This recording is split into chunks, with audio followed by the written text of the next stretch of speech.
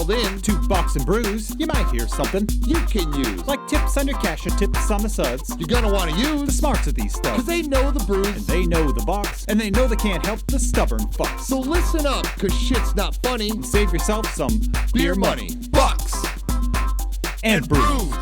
Bucks and Bucks and brews. brews. Bucks and Brews.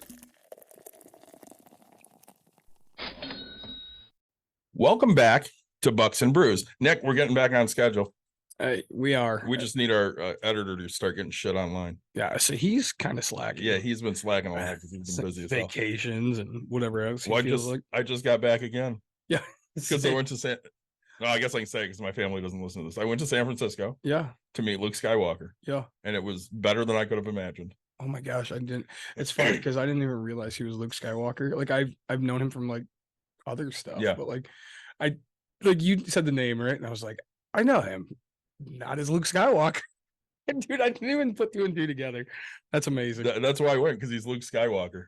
So on that quick note, I was having a conversation with a friend of mine today because we're working on something, and I was like, I have a challenge that I'm supposed to by the end of the year watch a full thing of Star Trek. Yeah. And I was like, dude, I can't do it. Like, I was like, he's like, just watch one of the movies, like the new. He's like, he just goes, tell him, like, you know what? I gave a movie a shot. Okay. And I was like, all right, I'm gonna see if I can sit down and watch a damn movie. The movies are really good. The new 3-1. Yeah, that's The what I new hear. 3 are really good. So that's what but I'm gonna do that instead of watching a full season. It's I know. hard to watch a full season when you've dragged your feet the entire year. Right, well, You don't have time anymore. it's like, dude, well, not even just that. Like, I don't get into that stuff, Yeah. man. Like, the farthest I get is Guardians of the Galaxy, right? Like, because we were talking about Doctor Who, and I was like, dude, it's not my thing, man. Doctor Who's not really my thing. Right? Like, I'm not a sci-fi person, right? Like, I'm very much a realist, which is like weird, Like, I don't get into that stuff. So, but I'm glad you had a good vacation, man. New. Yeah. Hit us So, with new. as always, guys, please like, subscribe, share, tell your friends, tell your family. We love having you here. Thank you so much for listening to us. So David's going to be surprising me with what I'm drinking. I am. But what are you drinking tonight, sir? Well, I'm going to say this first. Yeah. It's not every day you get called sexy by Luke Skywalker. Yeah. I don't give a fuck if he was joking or not. I have that for the rest of my life. You're gonna put it on your grave. Dude, it's going to be like in quotes. If I had a grave, How it do would be how, there. how do you say it? So I must have blinked in the picture. So they were adamant, no touching. Yeah. So Luke was leaning on everybody, or Mark was leaning on everybody, Yeah. and you put your arm around it. He didn't care. He was hugging some people. And so he leaned on me, and I put my arm around him, and we took the picture, and she goes, wait. He had complimented my shirt and stuff, which was great. And she goes, oh, we got to take another one. And he looks at me and goes, it's because you're too sexy. Stop being so sexy so this lady can take your picture. I'm putting that in quotes on a headstone somewhere, like on my plot of land in Scotland. Like that'll be the space, right? It's because you're too sexy. Yeah, like Yeah. and then it's just gonna say like Luke Skywalker or I mean, you can put that. That's fine. it's Mark Hamill, right? Mark Hamill. Yeah, I say like I can just put that in quotes, and it'll be like he said this, right? It was fantastic. Good. Did you buy me any dice? I did not find any dice. I honestly didn't shop. Huh. Good for you. You're welcome. I really didn't. I did not shop at all. Oh. It's so speaking of money. Yeah. I tried to take money out of the ATM at one point Yeah. and it wouldn't let me. Oh, good. It's the best feeling in the world. And I'm like, this is bullshit. So I'm broke. I ain't that broke. sure enough, Dawn looks at the account. She's, you have X number of dollars in here. I'm like, yeah, I know. She goes, what are you trying to take out? I'm like, $200. I said, shit, I tried to take out 60 at one point. Anything. So they finally called me to verify I was who I was. I tried to do this at 10 a.m. on Saturday morning, which of course is 1 here. California. Right. So the bank's closed. Yep. They finally called me on Sunday afternoon. Yeah. To verify I was who I was. But they didn't call me, they called the house. Great. I was not a happy guy. Yeah. I didn't have to have the money, but I wanted some breathing room. Right. So instead I had no breathing room, so I really didn't shop. Which I mean, Should- I saved money. Should have called your family. They would have bailed you. Oh, they probably would have been pissed that they didn't know I was 6 hours away. Yeah. You know what? There are many of them that have gone to Chicago and never said a fucking word to me about it. Yeah. And it's like, all right, whatever. Right. That's 3 hours away, We're not right? close. So it is what it is. I think my dad would have been pissed off, and it is what it is. Yeah. But yes, I have surprises for drinks I'm excited. because you don't know what you're getting. But again, Donated by the Eye Candy. Thank you, Mike. We appreciate it. So this for you. A Gaelic Ale, our flagship. Mm-hmm. I'm gonna have a hard Baja Blast Warehouse yeast. and something you like. Ooh, a passion fruit goza. This is amazing. And then I'm gonna have a blueberry cosmic crisp cider. Ah, So I'm really excited for tonight's topic, right? I am too. One, because real estate is near and dear to my heart. Yes, it is. And two, because I love to fight with you about Dave Ramsey. I hate Dave Ramsey. Yeah, it's great. And like, so I think tonight's episode is going to be fun. Mike, because of the sponsor, I decided not to fight with David off air. I'd rather fight on air. And so I waited and I told David, I was like, no, I'm going to give my opinions like this. And I'm going to surprise. So do you want to give context on this or do you want me to? Yeah, go ahead. So the question was posed to Dave Ramsey. Yep. If you could take a $1 billion loan. Yeah.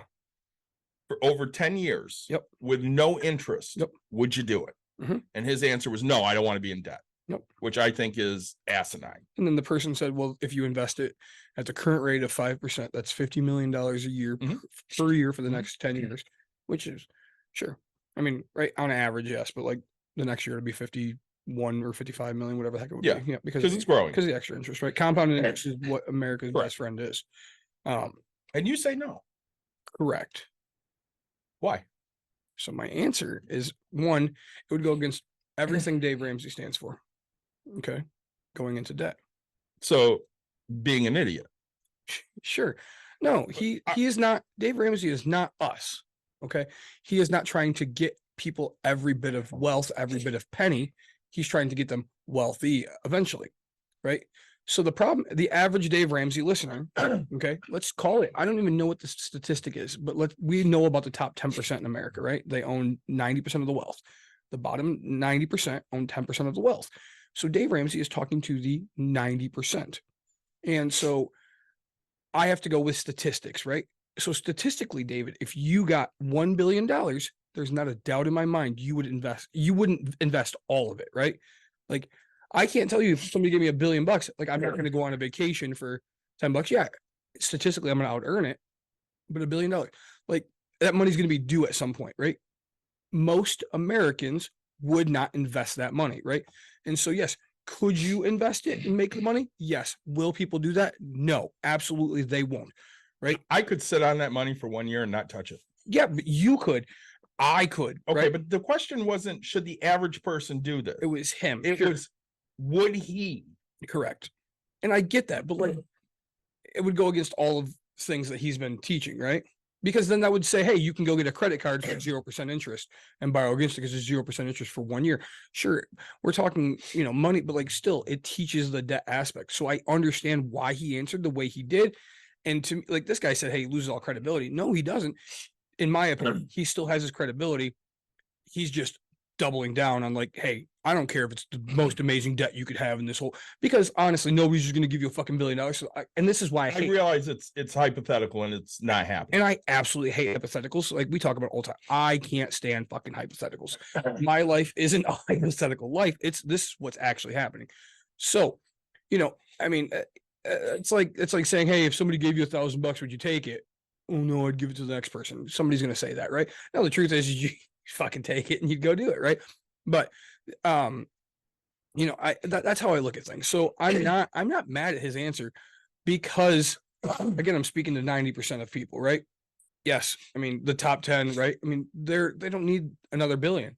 Plain and simple, they don't need. What are they going to do? All they're going to do is fucking invest it. Dave Ramsey, I'd say a couple $100 million, I think. Probably. I should look up his net worth. But yeah, to me, that's why it bothers me, right? Like, well, my biggest thing on Ramsey is, again, he's the wish.com version of financial responsibility. Mm-hmm. I mean, I don't think so. Oh, he totally is. He's for people he's Weight Watchers. He's for people that can't that's exactly have it. Any type of self-control or understanding around money. Correct. But that's a normal average American. But that's not what normal average people should strive for. You shouldn't strive to be ignorant and stupid when it comes to money. But you and I agree, like money is simple. I mean, given the opportunity, everybody, in my opinion, you should all live in one house. Everybody just invest their money and nobody ever fucking work, kind of a thing, right? Like that would just create stupid wealth. I mean, from the day to me, and that'll get into my next topic, but like to me, if a person could work from the age of, let's say, 20 to 40 and never spend a dime, they're going to let that money sit. Excuse me. Their parents are going to support their stuff. And, excuse me.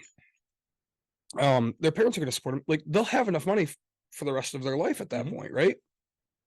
Just let it compound. But again, be clear, like every penny, but like nobody's ever going to do that, right? It's not realistic. It's exactly it. Like, so let's go to realistic. Hey, I mean, we know that people overspend on houses that they shouldn't. We know that people overspend on cars that they shouldn't. People do things they shouldn't. So the average person should be taught the dumbest way. Like this is the dumbest way to do it. It's a guaranteed way. It 100% works. And yes, you'll not get as much as you possibly could, but it's a way that works, right? I think it's just a very short-sighted way that works.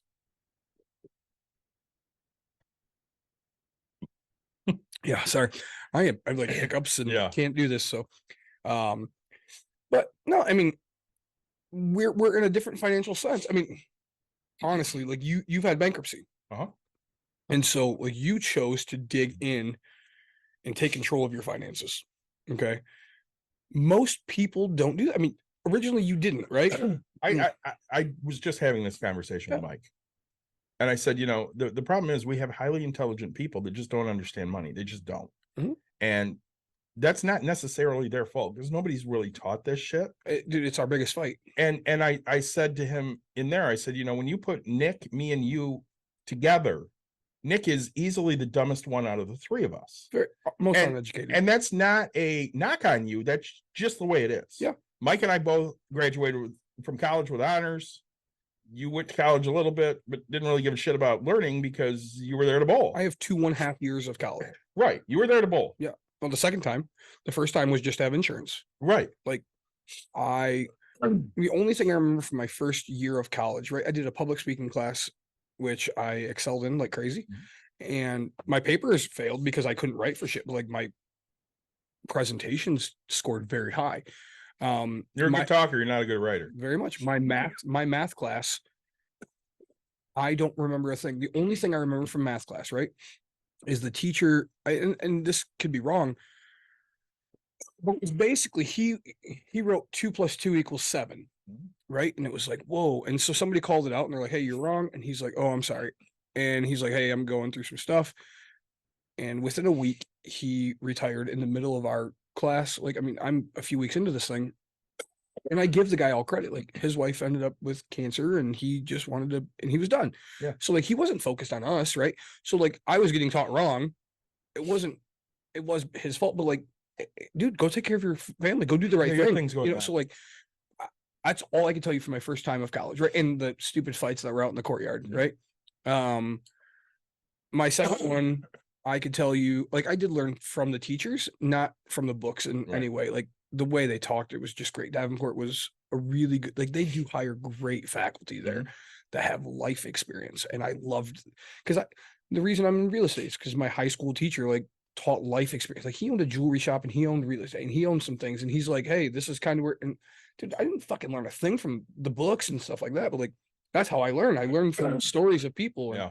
And, but so that to me, and again, as you said, I was there to bowl. That's it, man. Like I just had to get enough, to me, D's get degrees, right? Like, and when we look at the three of us, scholarly, Mike and I are way ahead of you.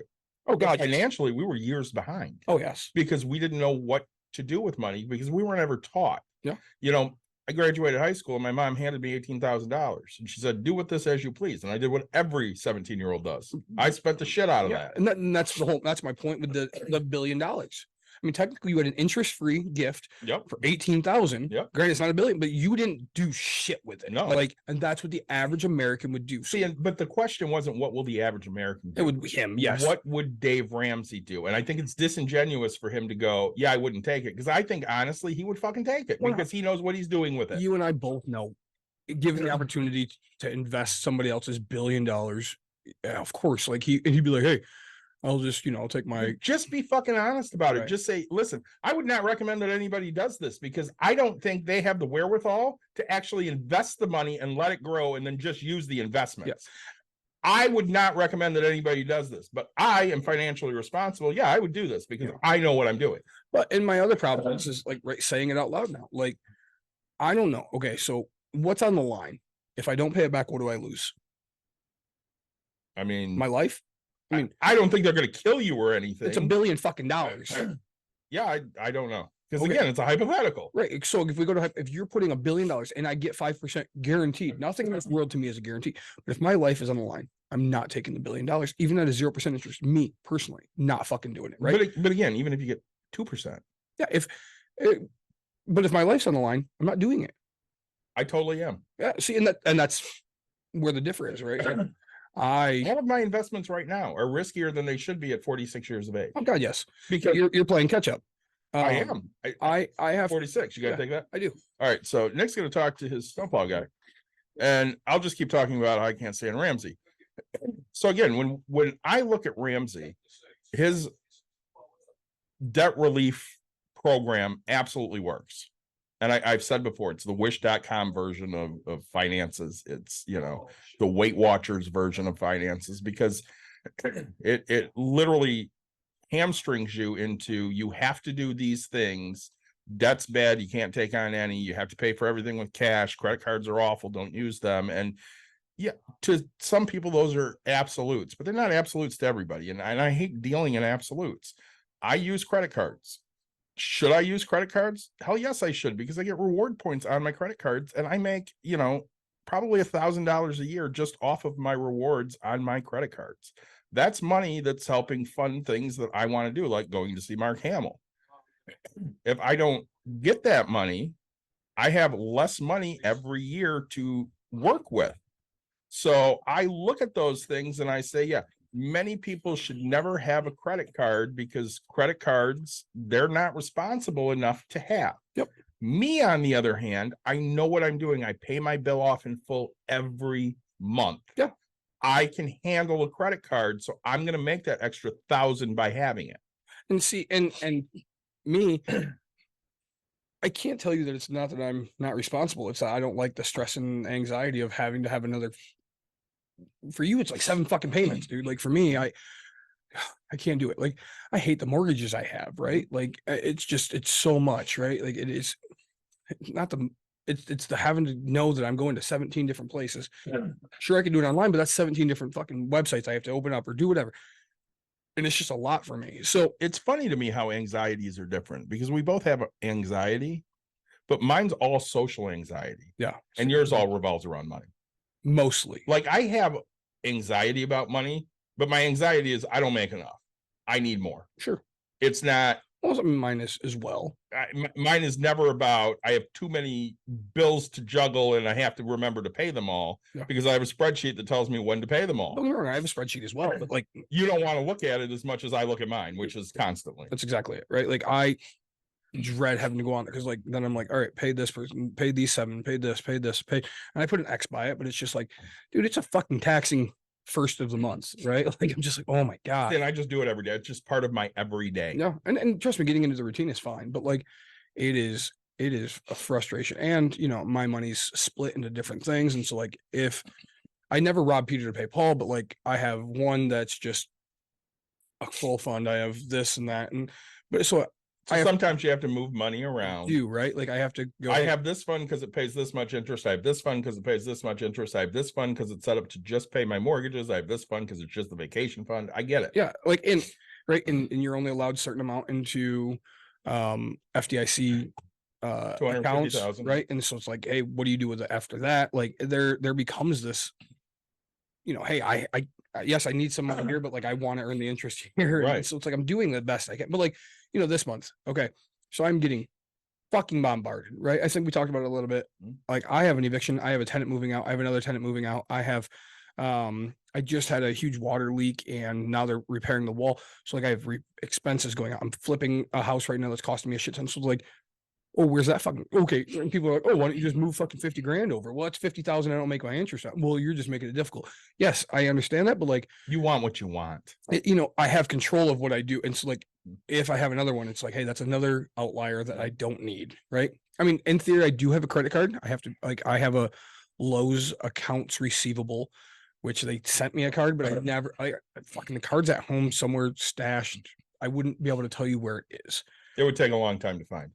I don't even know if I could find it. I didn't put it in my safe. I know it's at home, and I know I was like, hey, I just don't want anybody to get it. So like, it's somewhere, but it's not my safe because I'm a dumbass. Right. But like, I know if I go to Lowe's, like I'm the only one on the account, and they send me a bill every month, right? And so I do technically have a credit card, but the only reason I use the Lowe's account is for the David aspect of things. I get free shipping or $20 shipping if I use that. If you go as a normal person, you're spending $80 for delivery. I get 10% off of my purchase. I then get the deal room. Like I get so much savings for having opened it.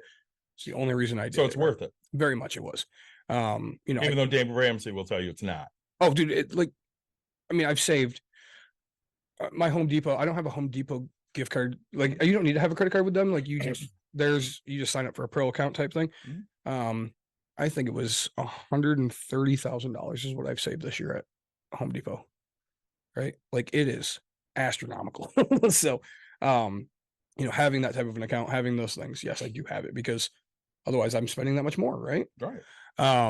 So, I don't think, I don't know, man. I understand what you're saying. Don't get me wrong. Like I agree upon that, but like I really think it would diminish what he's saying, right? Because like then somebody else would be like, oh, because there's an asshole out there that thinks they're just as good as Dave Ramsey and goes, oh, I could do this, but then they but that's everywhere. Yeah, but then he's given the wrong advice.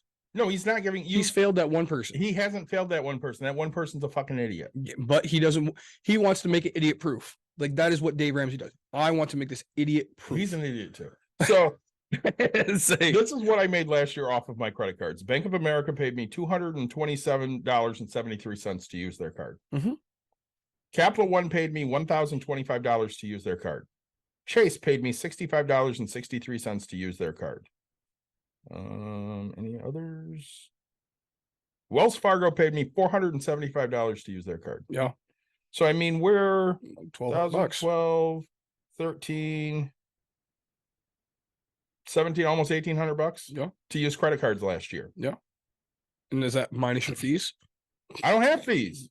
You don't have like the $45 every annual fee or whatever on the card? None of those have fees. Huh. I have one card with a fee. It's my Delta Sky Miles card. Yeah. Because I can send my luggage for free. Yep. And I get a free companion ticket every year. I've taken 5 trips on Delta this year, which $50 every time you get a companion pass with that? Yeah. Oh, I might have to get that. I've been looking. It's $250 for the year, and you get a free bag and a companion pass. And you don't get a free bag. You and whoever you're traveling with gets a free bag, so we can send 2. Really? Yeah. So if Dawn and I are going, we can both send a bag. Yeah. Now we never do. Can I book 2 tickets on the companion pass and have the companion not show up and use 2 bags? Probably. For when you're bowling, I'm shipping my bowling balls for free, baby. Probably for $250. I mean, hell, it's cheaper than me shipping them. Yeah, I don't see why that would be an issue. So, yes, is he dumb for saying it? Is he dumb for not doing it? We both agree upon that. But what he's saying, I don't think is dumb, right? Like, and I get what you're saying, but at the same time, just don't be disingenuous because you and I both know he's doing it. Oh, 100%. Like, just be honest about it. Again, if my life's on the line, there's a whole different story. Now, if it's anything like, oh, hey, if you don't pay it all back at the 10-year mark, I mean, dude, I'm paying it back at year 1, right? Like, okay, 50, fuck, I'll pay it back after the first month, see if I can borrow it again. See, and I'm not. What I'm doing is I'm sitting there going, all right, I know I should pay this off, but I'm going to let it ride because I do that now. Yeah. If I have a card that has 0% interest for X number of time, yep, I'll use that card to the I'll max it out. Let's say it's $5,000 limit. I'll max it out. Yep. And then I'll take 12 months to pay it. Yep. Because I have 12 months to pay it. No. And I will look at it every month and go, man, I got an extra $1,000 this month. I should just pay it. And then I'll talk myself out of it, because if I'm paying it now, it's costing me money. It's fucking hilarious that you do say that, because I do the exact same thing. Yeah, I have that talk with real estate. Yeah. Okay. So it's like, oh, I have an extra $1,000. I should put this on the mortgage. No, I shouldn't. And so, like, I don't like, oh, I have low interest or whatever. I'm a high interest ones. Oh, I can't pay this one early because there's a million things in my head that it'd be hard to describe to the viewers, because they'd have to look at my books and figure out things. Right. And there's relationships and stuff like that. We both do contract testing. I haven't done it in a while, because they give you a Visa gift card. Yep. For anywhere from $20 to $50. Yep. What do you use yours on? Gas, You know what I use mine on? paying bills. I pay a bill. Yeah. Whether it's, let's say we have a cruise booked, I'll put, $25 on the cruise, Yep. or I'll grab a medical bill and just put $25 on that medical bill. Yep. Because it's money I don't have to spend. And, I went and ate something for 15 minutes and they gave me $25. See, and like, I guess I want to be clear with the viewers and stuff and say, hey, look, if you're getting a credit card and you're doing 0% interest, okay, so when you have it, get your payment that, because you have minimums on it, right? Still with 0% interest. Okay, so pay the minimum, but like, figure out what, if you have $5,000 max, just figure out 5,000 divided by the 12, right? And then put that amount away every single month and earn that interest on it. So now you've earned 5% more plus your rewards, right? Right. And that's what you should be doing. And I think that's, you're not doing it. I mean, you are in a different interest account, but you should be doing it just in a strict, like a Chase, not a Chase, but a credit union, right? Where it's 3% interest and, whatever it is on the amount of money. So you should be doing something like that. Well, I'm going to pull up some of my accounts here, because, I want to know what things have earned. Yeah. So let's look at, some of my stocks, if it'll pull up here. So over the last year, I'm at 7.22%. Okay. On this account. Over the last 6 months, I'm at 5.59. The last 3 months, I'm negative 0.28. And what kind of account is this? It's just stocks. Okay. So stocks. It's single stocks. Yep. Now I can tell you, if I looked at this a month ago, my 1 year was probably negative 4%. Okay. Because again, it's always rolling. So a month ago, I was down, but now it's a month later. And it's changed because it's no longer the 1st of November that I'm running. It's the end of November that I'm running. And now I'm up 7%. Yeah. So are you always going to make 5%? No, you might be down year over year for a couple of years, but on average. But like a CD, which you is could put it all guaranteed in a CD. It's just guaranteed, right? You could put it all there and that'd be guaranteed 5% right now. And that would be the one thing I would tell everybody. I wouldn't invest the way you invest with $1 billion. I would never do that. Not just pick stocks and put it in. No, but like I wouldn't even put it in index funds. Like if I have to pay this back in any way, shape, or form, and I get to invest, like I'm not taking any risk, strictly doing the guaranteed. Like I would, even at worst case scenario, like if my life was on the line, I mean, all of it I would have. I can't even do the fucking math. Like however many accounts with 250,000 in each account. And they would earn the basic 1% interest that things are getting right now. And I'd be fine getting $10 million a year. Right. Like that's how I am as an investor. Right. Well, let me ask you this. It's 2015 and interest rates 0.1%. No, 0.01. Yeah. 0.1. Yeah. Yeah. So, you're earning nothing. Yeah. What are you doing then? I had all my money into savings, not all of it, but I mean, my lump sums of money was all in savings. Earning almost nothing. Almost nothing. Yep. But I also have things set up where it's like, hey, we talk about it. I have Betterment. I have IRA. In 2015, I was still working. So like I had a 401k, things like, so like I was doing other investments, but like my lump sum of actual cash that I could touch now sitting in a shit account. Tangent. Mhm. I got a message today from a former guest. Yeah. That I got a job at my business. At my company. We had him on. We did. I asked when she's coming back on and she said, give her a couple months. Mhm. She messages me and goes, if I stopped contributing to my retirement account right now, could I pick it up in a couple of months? No. And I said, you could, but I have to ask, why do you want to do this? Mhm. And she goes, well, I have some big bills coming out and I don't want to let them sit there. So I figured if I stopped contributing for a couple of months, then I could just pay them. I said, listen, I'm going to tell you this right now. You can do whatever you want to do, but every dollar you earn right now is worth $2 in 10 years. Yeah. Not earned, but put in. Yep. But in 40 years, when she's 65, Yeah. 60, yeah, I mean, 65, she's probably 25 now. It's worth $88. Yeah. Yeah. Right? Like, this is, I don't care about 10 years. Like, Well, and she's like, well, I'm only doing it for a couple of months. I'm like, you just need to be really careful. yeah, no, and you're gonna get used to that paycheck, so you're not doing it for a couple months. Like, you aren't. You say you're doing it for a couple The months. nice thing is because of who it is, I will be on them, and they probably will only do it for a couple of months. But like, But no, it's not. honestly, we had Caitlin on.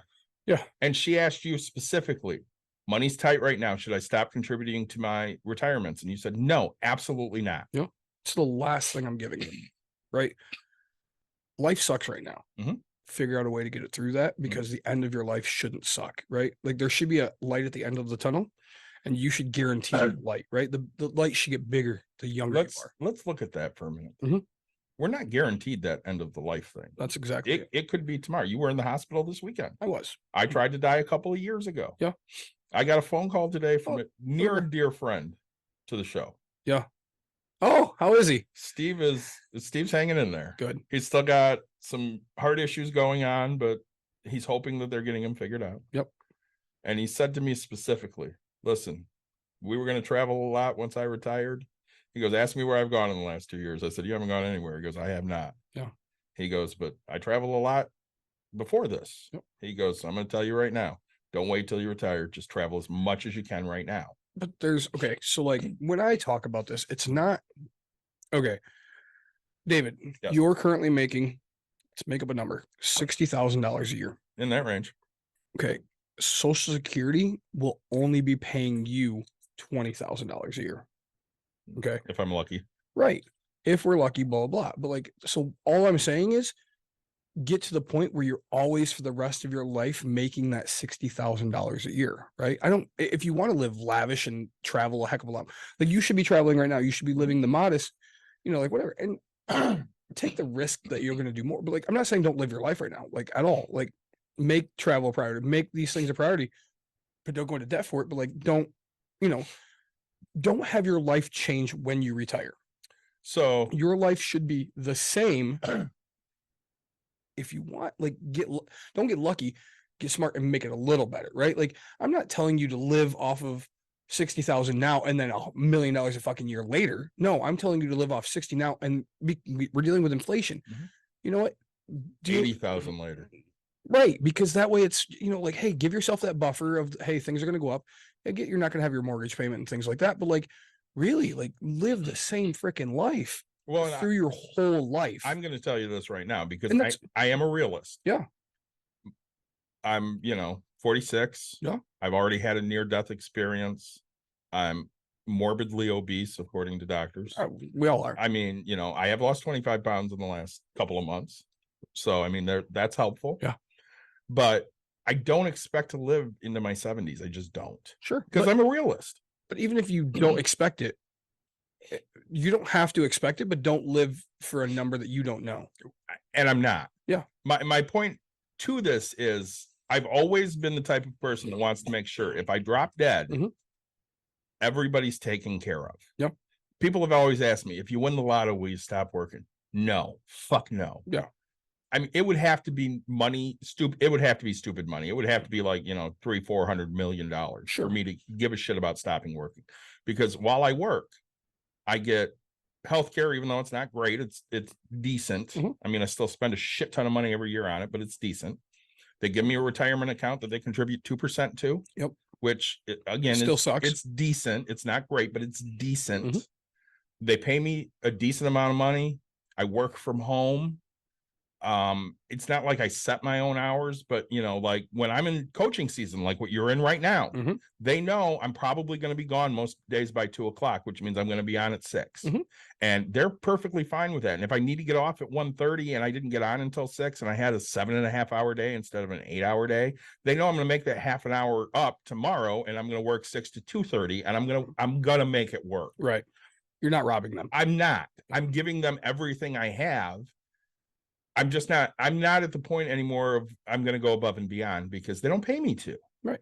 Well, but and that's fine, right? I think you're wrong with the 300 million. I think honestly more on the 50. Like I think you would probably look at it if you took home 50. So if you won 80,000 or 800 or 80 million at 50, I think honestly you would change your mind because you would come here and work, right? You wouldn't your insurance would cost you, let's say even at $1,000 a month. You're not running broke. You're not doing anything. Like we would have an actual general conversation about it. Like I could run you through that whole financial I'm figure. not sure I would quit.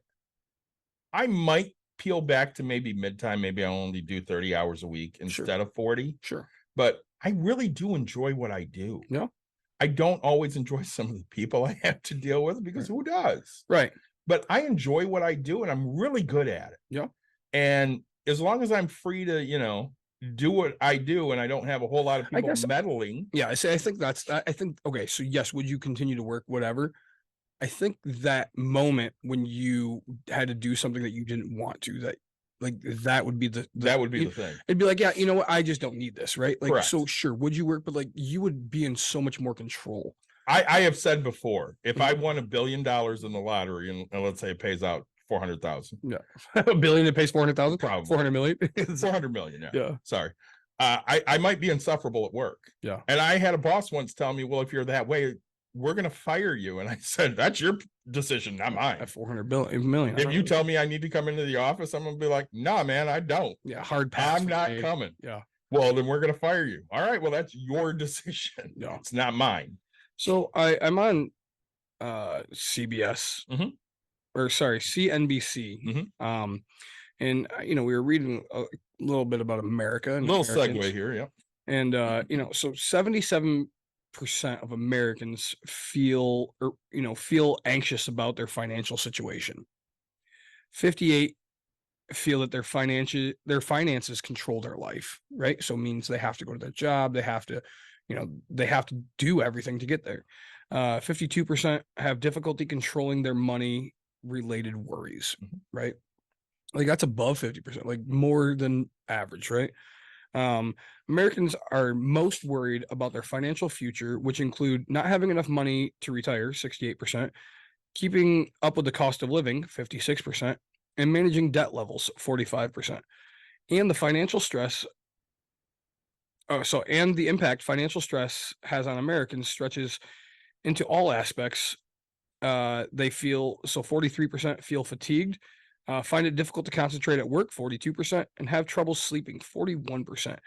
A quarter of respondents, which this surprised me, only 25% said that financial stress affects their relationships. I'm going to tell you right now, I think all of those numbers are low. 77? I don't know. Okay, the highest numbers, maybe not. Yeah. But you hit 25%, said what? That financial stress affects their relationships. And what was the one right before that? 41 have trouble sleeping. Bullshit. More than 41% have trouble sleeping. Because of financials. Absolutely. I'm going to tell you right now, combined, Dawn and I make more money than most people I know. Yeah. I have trouble sleeping every fucking night because I don't have any money. Well, don't get me wrong. Like I do very well. You do, and I fucking sleep like dude. I worry about pennies. What is the thing that keeps you up the most? Currently, my own health. Say, but like, yeah. I mean, right. If I on an average year, it's finances, right? Like, what's my money doing? How like not what's it doing? Like, am I going to be broke tomorrow? Right? Like this December, I am the most stressed I've ever been in my life, right? Yeah. Like it is, hey, fuck it, I'm selling the world, right? Like, 43% find it difficult to concentrate at work. I think it's because most people are like focusing on that union aspect. We talked about that a little bit. Hey, I want to get more money. But excuse me, for like those things, right? For finding it difficult to concentrate, having trouble sleeping, and relationship stuff. Relationship stuff, I think that's really low, 25%. Absolutely low. I think what happened. I think that's most Dude. marriages and long-term commitments. Yeah. That is the most stressful thing that they have. Well, I think that's what most it used to be, right? And I think most people tried so hard to fight it that they weren't going to, but then people like my wife and I love my wife to pieces, but like her spending fucking drives me insane. I've got her to the point where she only spends her money and no debt money, right? Like, you know what I'm saying? Like, I don't want to say I've controlled that, but like, you are not going to put us into debt. Like, I'm going to make sure of this. You can spend however the fuck you want, your money, you have this, and I'll make sure that we get to the next level type thing. But I think that people have just like, I think people aren't going to tell their wife, hey, you're not going to fucking put me into debt. Like, you don't need that new car, right? And I will put my foot down and tell my wife, no, we're not fucking going into debt for this car. Like, I will. People ask me all the time, what hills are you willing to die on? And I was like, there's a million of them, right? And like, I'm not going to deal with this, right? You and I have the same arguments with our wives because, in all honesty, I really wanted my wife to take ownership of our money for a long, long time. Yep. And I just got to the point that I just knew it wasn't going to happen. Well, so I just stopped having the fight. And I think that's the whole thing. Like, you talk about you and Mike being more educated, right? And stuff like that. And I learned from a lot of people's failures, right? Yep. And so it's like, all right, hey, you know what? All right, I'm not going to win this fight. So how do I fucking break even on this fight? Okay, great. I'm willing to give you everything you want up to this line, and I'm not passing this line. You're not getting anything. If you wish to contribute towards my line, great. If not, I understand, right? I was like, don't get me wrong. My wife now contributes into her 401k. So I feel like I've won a little bit in that sense, but like, we're not, my debt line, like zero debts, right? You don't get that. What does your wife have in her retirement? Just ballpark me. Give me an idea. 40, 50. Ask me what my wife has. What's your wife have? Less than 5. Jesus. Dude. Ask me why she has any. Why do you go on? I contribute it. Oh, buddy. She doesn't look at it. She doesn't care. She's like, whatever. It's not a big deal. I'm not worried about it. I'll figure it out. But you won't.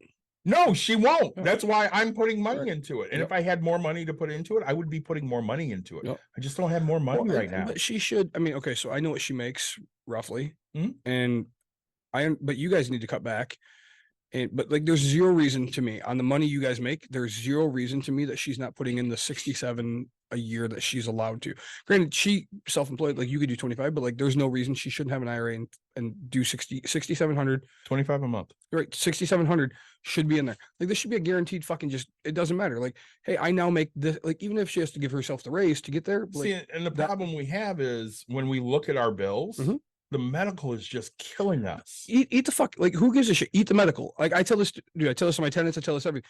Fuck your medical. Like, okay, pay your fucking minimum, because when you die, it's just going to happen. And we can set it up. We can set it up so that way medical doesn't touch your fucking money. I'm still just paying the minimum and it's still kicking my ass. Right, it's supposed to. But I don't want it to. But then get to the point where you're not paying the fucking minimum and literally invest your fucking money. I mean, we're trying. Don't fucking pay the minimum. Right? They'll come try to garnish your shit, and they can't garnish it because it's fucking medical. Like, it is not going to be a possibility. Like, fight the fucking system. Be the man to fucking fight the power, right? Like, I have a medical bill. Like we just said, I went to the hospital this weekend. Yes, I happen to have enough money, right? Like, but I'm going to pay it, right? And I told them at the fucking hospital, I was like, oh yeah, I'm going to do this, but I'm calling and fucking getting 20% discount. And my wife's like, yeah, they're not going to do that. And I was like, do you know the fuck I am? Like, I even said it, and the nurse like starts laughing. And I was like, no, like, I will tell them, I will pay them a fucking penny a month, and they can take me to fucking collections, and I will go, Your Honor, I have tried to make the money. Like, here, I am paper and broke. I make $63 a fucking year. I'm paying them a fucking penny. I'm making, and like, I'm having this conversation in the thing, and they're like, all right, let's not worry about that. And I was like, no, I'm going to fucking let you know I'm getting a fucking discount when I pay this. Like, I'm getting loud on here. Like, this is how passionate I am about this shit, right? But David, like, I tell you, like, I get that you want to do the right thing, but don't let it control your fucking life, because medical's already fucking controlling your fucking life. You're already hurt and can't do anything. But like, so stop, right? Like, fight them. Go call them and go, hey, I need to fucking lower this. And for the rest of your life, have the fucking medical debt, right?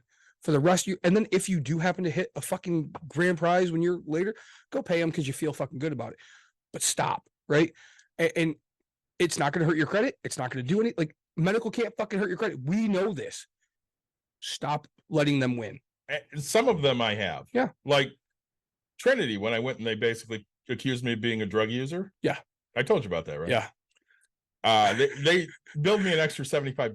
Jeez. I told them to get fucked. I'm not paying it. Yeah. So I keep getting emails. We're sending this to collections. I'm like, do what the fuck you want to do, because anything under $300, it does not go to I'm not going to show my credit report. So you can suck my dick. I'm just not paying. And that's exactly right. And hang up the fucking phone because it's not worth the conversation. They don't even call me because they know what I'm going to say. I went in and we're like, all right, we're going to start an IV. And I was like, oh shit. And I was like, look, I'm afraid of needles now that America knows this, right? Like, I don't like them. I don't want them. I was like, but I know it has to happen. And our German people. We'll say, yeah. All right. Now that our viewers know. But I was like, and she's like, all right, we're going to give you some pain meds. And I was like, whatever. And she's like, you don't look like the person that comes into a hospital every weekend and stuff like that. And I was like, lady, I don't want to fucking be here ever. Okay. It's like ever. And she's like, I could tell. Like, and she's like, so we'll give you the things you need. And I was like, you wouldn't give it to another person? I was like, there's a difference between need and want, right? No, they won't. Right. And so they'll accuse you of being a drug user, because the last 2 times I went into the ER, they've accused me of being a drug user. I don't fucking like drug. I don't want to take my prescriptions. I sure as hell don't want to take anything else. I saw something for the first time on the streets of San Francisco, by the way. Yeah. A homeless person? Oh my God. They were all over crack. I exit the hotel and I start walking, and he's got the, aluminum foil out, and he's got the crack ready to go. And I'm like, Jesus fucking Christ, where am I? Yeah. It's a South Park episode. It reminded me of my mother told me this story. My dad took her to Germany and then Iran in the 70s. Yeah. And she goes, people used to tell me Chicago was dirty. And after I went overseas, Chicago is not dirty, and I will never call it dirty again. Yeah. Now, I've never thought Chicago was dirty. San Francisco is fucking filthy. Yeah. Filthy. Yeah. And it's different to me. Like Don goes, well, there's homeless everywhere. I'm like, it's different. It's different. Because when you're in San Francisco, they're in the touristy areas. Like I was 3 blocks from the convention center, which had 2 malls by it. And right next to the malls were these really fancy restaurants that are, top rated. And there's homeless lining the corners. It's not like there's one. There's like 8 on every corner. And I feel horrible for them. But at the same time, I've never seen that in Chicago. You pass a homeless person or 2 every block or something. And they're horrible areas. But you just don't go to the horrible areas. You never see them in the touristy spots. You see 1 or 2. And I'm not bagging on the homeless people, because they obviously have issues, and I wish this country would figure that shit out, and it pisses me off that it doesn't. Yeah. But at the same time, I've never seen it rampant like I saw it this weekend. But a lot of it's mental health, and a lot of it's drug aspects of things, and so that you have to want, right? I think I think what you're getting to, like in America, the homeless, of course, like in California, it's warm weather, it's got money potentials, things like that. But like Chicago, it's just fucking broke, right? Yeah. Like the broke. It's a different type. Yeah, it's a very different. And nobody wants to be cold and homeless. You might as well be warm and homeless, right? Like there's a shit ton of homeless population in Hawaii. Right? I mean, there are a ton, like a shit ton, from what I hear. I've never been there. I've been there 6 times, and there are a ton. Right, and they just live on the beach, or near the beach, or whatever. Yep. And they say they were happy for the first minute, and they couldn't get jobs, and they're like, I'm here. So, while we're talking about how people are broke, we know somebody. Not going to mention names, but loves Christmas. Yeah. And has not been able to get in the Christmas spirit this year. Yeah, I get it. So I saw a meme today, and it said, when someone asks me why I'm not in the holiday spirit, I'm broke, motherfucker. I'm broke. And I sent this to the person, and she goes, oh yeah, that's totally me. I'm like, I know. And mind you, she makes more money a year than I do. Yeah. And broke. Yeah. But and it's right now, right now more than ever, and I know David and I say it all the time. Right now is the time you need to be budgeting. Right now is the time where you don't need to be go spending your extra money. Because I think the next, and this is a segue into the next section, right? Because the next little bit that's happening in this economy for the next little bit, I don't know how long it's going to last, but there's going to be a little recession or a big recession depending on what things happen. But we're getting into it. We're into it. I mean, we talked about it in a recession episode, like, and I don't know if it's truly a recession. Yeah, but the housing market is going to get hit. Yeah, I mean, well, that too. I mean, but it's just people. I mean, we see jobs kind of leaving already. We see things happening. There's a change that's happening slowly but surely. The housing market. You had kind of brought up some foreclosure stuff, yeah, and you were reading a thing that said, that it doesn't seem like forecast for foreclosures is going to be too big, and I disagreed with that. And well, there's a lot of different information out there, so of course I pulled up a couple of things, and one of these says yes, because inflation's high, we're going to experience more foreclosures, but other people are like, yeah, it's basically normal foreclosures, 2-3%, not a big deal. But of course, during the crash of 07, 08, 09, they said the same stuff. I watched The Big Short on the plane to San Francisco. Yeah. And, there's that scene where they're talking to, I don't remember who they were talking to. And they're like, well, foreclosures are up 30%. Where are the stocks or where are the bonds? Well, they're still AAA rated. Yeah.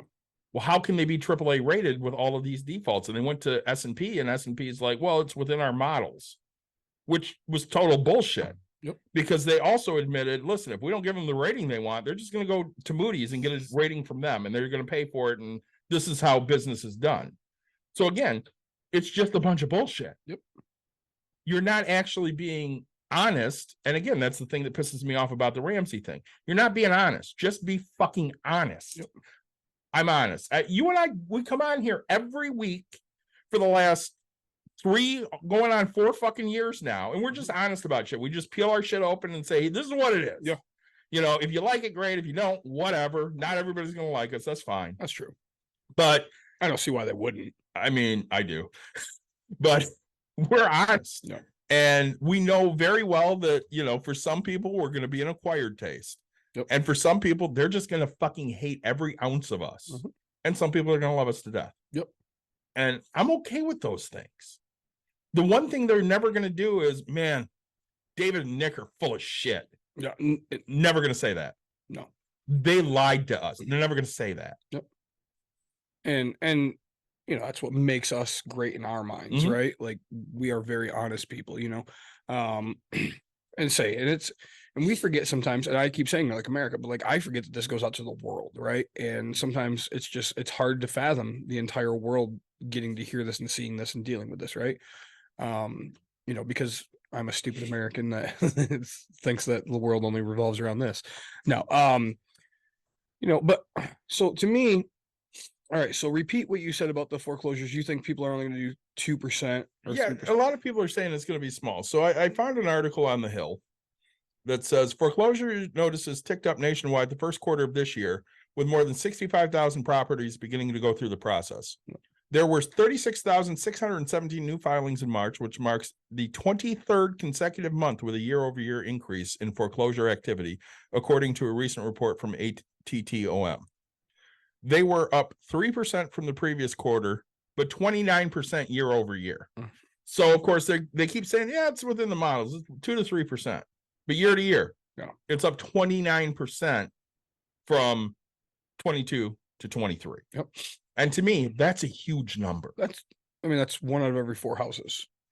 Now, when we look at that, Nick, who's buying these foreclosed houses? Assholes like me. Or worse than you. Right. I'm saying, God, people would wish I'd be the one to buy it. Yeah, investment places that are trying to flip these places or turn them into rentals and charge astronomical prices. Again, we talk about you being a landlord. So, I want to give this, right? Yeah. This is, go ahead. We talked about me. We want to talk about you being a landlord, and people say all the time, and landlords are assholes. Yes, they absolutely are fucking assholes. But your rents are still some of the cheapest in the Grand Rapids metro area. Oh, They just are. Yeah, they are. So you could get way more than what you asked, but you ask for what people can not necessarily comfortably afford, but still afford.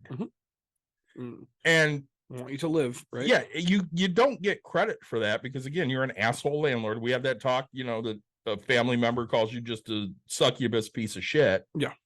But it's not like Granville House is a great example. The Granville House you could get $3,000 for. Yeah, 28. And you don't charge anywhere near that. You don't even charge half of that. No. And so, all right. So I posted, I have a place for rent, right? Yeah. I have a 2-bedroom, 1-bathroom upper unit available this December in Wyoming, which is my area in Michigan. Yep. $1,200 a month, includes gas and water. Tenant pays trash and electric. Okay. Person, I won't say their name, whatever. I don't even know this person, right? But a person shared it, and of course, when you share it, I'm in it, right? Including gas and water really isn't that bad for Wyoming, considering inflation. Is still sad either way. Like, what's sad? Like, what about it is sad? Like, it sucks because it's 1,200, like because you want it to be like 200, but like, I mean, trust me, I just explained 20 seconds ago how much money I'm losing this month, and so, yeah, it's not your responsibility, but some stuff that I do is your responsibility, right? Like, I eat so much more cost than most people ever should, but like, it's comments like that that's just like, oh my god, like I'm trying, like how much more can I fucking try for people? And it's like, all right, you tell you what, I'm just gonna change it and I'm gonna make it 1550, right? Like, cool, like sucks. I mean, all right, cool, I'll make it 1550 where it's supposed to be. I probably should be 18, but like, whatever, right? Like, the last year I rented was the beginning of 23. Yeah. So I moved out of an apartment. Not of 23. Sorry, Jesus. 03. 03. Yep. I moved out of an apartment around the end of February. Okay. And my rent, which was month to month at the time, it went from $775 on a year to $825 month to month. 2 bedrooms, 990 square feet. Yep. So it wasn't a big place. Oh. It was enough. Mhm. And at the time, I'm like, my God, we don't make the kind of money to live here. Mhm. I was making, I just started Priority. So I was making $9.25 an hour for 20 hours a week. Yeah. And after I paid for insurance, I was bringing home $175 every 2 weeks. So I was making nothing. And Dawn was working for probably $9 an hour, and she was working 40 to 45. So, I mean, she was making more than me, but not a ton. Sure. So, I mean, we had no fucking money. We were just coming out of bankruptcy, and my mom helped us get a trailer. Yep. So we moved into the modular, and they call us for insurance, and they're like, well, we need a value of all of your stuff. And we're like, yeah, it's about $1,900. And they're like, no, really? We're like, yeah, really. And they're like, you have to have a value of more than that. I'm like, listen, lady, I just went through fucking bankruptcy. I know what I got. My shit's worth $1,900. Okay. Yeah. That's what it is. Let me put some numbers towards you, right? Sure. Around my area. Okay. So the same exact area. 2-bedroom, 1-bathroom for $1,500. Mhm. A 1-bedroom, 1-bathroom for $1,450. Mhm. I don't know what these include. So, and this one's a house. Oh, this is not a same in any way, but a 3-bedroom, 2-bathroom, single family house for $1,900 a month. Okay. Which sounds okay. A 2-bedroom, 1-bathroom for $1,695. A 2-bedroom, 2-bathroom for $2,100 a month. And I'll just click one more. 2-bedroom, 1-bathroom for $1,395 a month. So, right, like, I am still You're there. well below. Oh, Yeah. this one is $1,195, 2-bedroom, 1-bathroom, And what were you asking? $1,200. Okay. And this one So you found one so far that's less. by $5. Yep. Yeah. Let's see if this includes anything. Oh, an amenities package for $30 extra. So now they're more. Yep. The up to $1,000 per year damage. 50, up to $50 one-time reimbursement for lockout. Wow, look at them. There's a missed appointment fee for 50%. Yeah, so yeah, they're definitely different than me. But right, so like I'm just looking around my area and it's not going well. So yeah, I would say I'm well On the within my low right, end, well yeah. within my rights. So Well, and we were talking, issues for why there are foreclosures, and I brought up ARMs, yeah, which again, I hate adjustable rate mortgages, which is what an ARM is, adjustable rate mortgage. correct. And I hate them because they sucker you into thinking that you can pay for something, and then 5 to 7 years later, the interest could absolutely radically jump, which is what led to the financial crisis in 2008. And that's where I like have all of my quote unquote knowledge, right? So like you said, hey, I don't think it's ARMs or whatever type of thing because people refied. Okay, so like that's where I was like, hey, we have to talk about the whole difference. Residential, I don't think it's an ARMs problem. Now, when we talk about commercial, and commercial is anything in the commercial is yes, your buildings and your office space and all that. But in my world for rentals, right? Residential rentals, it is anything that is 5 units and above. Okay. So if you own a complex of, an 8, 12, 50, 160 unit, whatever the hell it is, like if you live in anything that's above 5 units in the lot, it is a commercial. And those are almost always done on ARMs from people because they get sucker rates, right? Yeah. I mean, they really do. And it was a sucker rate because things were so low. Sucker rates, teaser rates, same thing. Yep. Say, and so it's, oh, hey, you can do, and you have it off of a 25-year amortization type of a thing. So everybody was like, oh man, this makes me cash flow. This I'll cash flow great. And so they raised their rents. They did all the things they're supposed to do. Well, now the 5 years is coming up because we're 3 years past COVID, right? It'll be 4 in February, right? Yeah. So right, and so what we're seeing is on the residential side. Okay, so people were buying these things just before, they were buying them during, right? And so now interest rates are where they are. So if a person goes and refis, what they were getting 3-4%, they're in the 8-9% in the commercial space. So foreclosures in the commercial space is going to be a very big thing. Yeah, it's going to happen. We had a syndicator on who talked about how there's a $40 million place in Dallas, Texas, and they're picking it up for $39.5 million, which was less than the guy paid for it 5 years ago because he can't refinance into the rate. I don't think that's going to work for them either because $50,000 or $500,000 isn't enough difference. But hey, if they're going to make it work with the, because they're adding the dog park, they're adding the dog wash, they're adding a few extra things to get extra income, it might do fine, but it all depends on how you buy it, kind of a thing. Now on the residential side, right, a normal person, okay, foreclosures are happening because people lost their jobs. Things happen. We talked about it. Middle management, a lot of it got cut out again, right? So they restructured the companies, they did whatever, downsized, whatever the hell they're going to call it. So for, COVID, they let everybody go for basically a year and a half without having to pay, but then they added it to the backside. So they added a second mortgage of all the interest and all the payment that you were supposed to make. And now you have a second mortgage on your house. Well, if you didn't get a job within that time, you can't afford it. And so that's what I'm buying currently, right? Everything has a freaking second mortgage. And so these people are like, oh, well, I only owe $60,000 on my house. No, you owe $85,000 on your house, right? Oh, well, I thought they were waiving that. No, they just added it to the end and put it out as a second mortgage. You're still going to pay it. Yep. You just don't realize you're going to pay it. Correct. And because, everybody's like, oh, I just claimed COVID relief and it'll be fine because they figured, hey, they gave everybody $900 during unemployment, so they're just going to give it to me for my house. That's not true. Right. They gave you a leeway to not have to pay. So instead of having a 30-year mortgage, you now have a 32-year mortgage. You just don't realize, right? So it's kind of how I looked at it. To make it easy for listeners.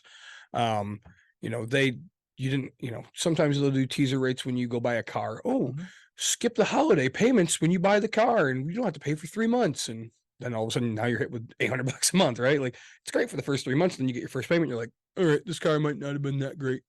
I remember the first car loan Dawn and I had. Every year, you can skip a payment for your birthday. Yep. And she did that a couple times. And I'm like, stop doing that. Yep. But why? It doesn't hurt anything. I'm like, yeah, it does. It adds it on to the end. It's not like we're not paying. We're still paying that. Yep. Except now we're paying more because the interest is keeps there. Yeah. running for extra months. So instead of being done in 60 months, it's now done in 62 months, and we paid interest for an extra 2 months. And That's she's exactly. like, oh, I didn't think of right. I know. People don't think of it. Yep. No, and That's why they do it. Yep. And that's what they want, right? They want Right. it's just like a credit card, you know, oh, hey, you only have to pay a little bit. You get to have 10,000 right now and you only have to pay $100 right now. No, like you're paying for the rest of your life $100. Well, again, I've said before, I will take a card that offers me no interest for 12 months, Yep. 15 months, 18 months, whatever it is. And they'll tell me when they give it to me. So let's say I take $5,000 out. Yep. They'll go, well, you have a low payment of $40 a month. Right. But $40 a month isn't going to get that shit paid off. Ever. I mean, that's the minimum. That's $480 a year. Yeah. On a $5,000. Correct. Yeah. And if you have 12 months on it, yeah, all they're doing, what they do with those specifically is they say you have zero interest for a year. But on the 366th day, yep, whatever your highest daily balance is, you owe all of the interest from that amount for the entire time that this card has been open. Yep. So let's say your highest amount was the 5,000. You took out 5,000 and you just started paying it every month, and you now owe $4,400. Yeah. They go, well, your highest balance was 5,000, so we're going to compound that interest for every day over 366 days. So now you're overdrawn. Mm-hmm. And by the way, if you don't start paying, we're going to start adding all of these fees for the fact that you overdrew your account. Yep. And people don't look at that. They don't know. They're like, oh, it's not a big deal. No, it's a big deal. When I take those, I go, all right, do I want to pay the minimum or do I just want to pay what's going to pay that off? So if I'm tight 1 month, I might go, yeah, this month, instead of paying the 500 that will pay this off, maybe I'll pay 400 this month. Mm-hmm. But then the next month, I'm probably paying closer to 1,000. So instead, I paid $1,400 over 2 months when I budget $1,000 for those 2 months. So I'm $400 ahead on that payment. Yep. And, so, and that's right. Like for the average American, I wouldn't suggest it, but like for a person that's going to take responsibility for their finances, do it, right? Be in that group of elites that's getting the most that they can, right? Like you're not going to be a billionaire from card hacking. You're not going to be a billionaire from any of the things that we're teaching you. I mean, you could if you multiply it by a bazillion, right? Like if you I don't even know if there's enough card hacks to make there aren't, but like, sure, if you take some of my knowledge in real estate, I'm not going to lie, you could be a billionaire. Yeah. It's just you have to repeat it by so much. I'm not a billionaire. You have to get out there and hustle, really hustle. Really. And I think honestly, $1 billion is like there's some luck involved into it, right? Like, well, again, they did the math. Don't quote me, but if you had, I'm gonna find it. Talk, Nick. I'm gonna find it. Like 300 or 39,000 years or something like that. It's 32 years saving X number of dollars to be a million or a billionaire. Only 32 years. Oh, I think so. For X amount of dollars. Anyway, but like, so I want to go back to like the commercial side. So like, I think foreclosures, right? Because, they didn't really have that relief into play. And then these people are going to get a new rate, right? So, and I don't know, give me a random number, what you think a 5 unit's going to cost. Where at? Anywhere. I don't care. Like an average 5 unit. Just sure. Let's go with Wyoming because it's my area, right? Let's go $1 million. Yeah. Okay. Am I high?